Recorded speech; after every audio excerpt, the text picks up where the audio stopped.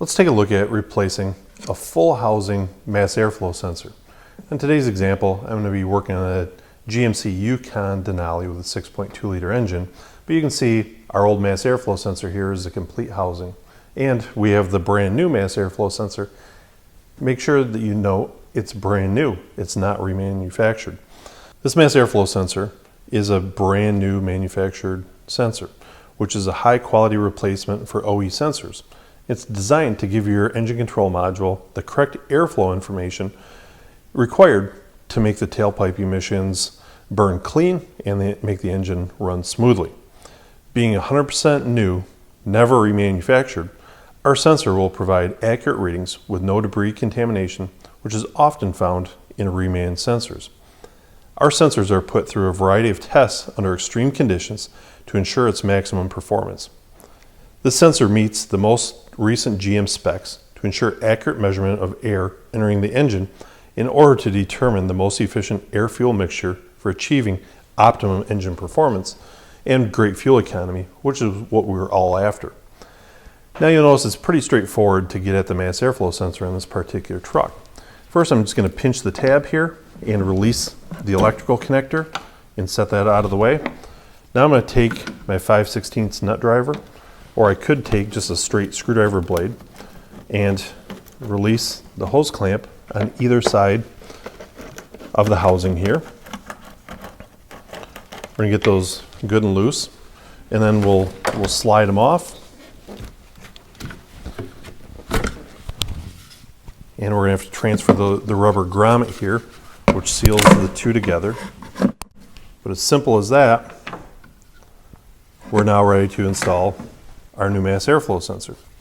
So I'll transfer the rubber piece over here to our existing one.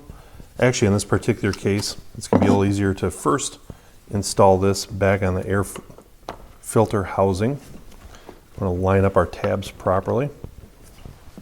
Make sure we pay attention to the arrows here, and so the airflow is directionally with the arrows. If we put it in backwards, we're going to get incorrect readings. So we want to make sure that the arrow is pointing towards the engine. And then I can just slide it back into place here.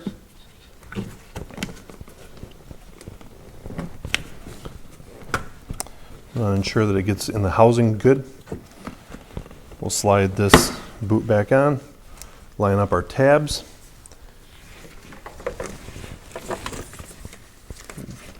Grab our electrical connector. Plug that in. And now we'll tighten up our clamps.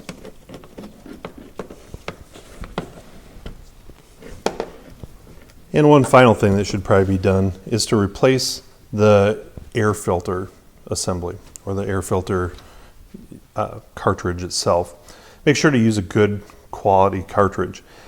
A cheaper filter is going to let off little fibers, which is going to in turn contaminate the sensing elements on the mass airflow sensor. We want to make sure that these stay very clean to ensure optimum performance.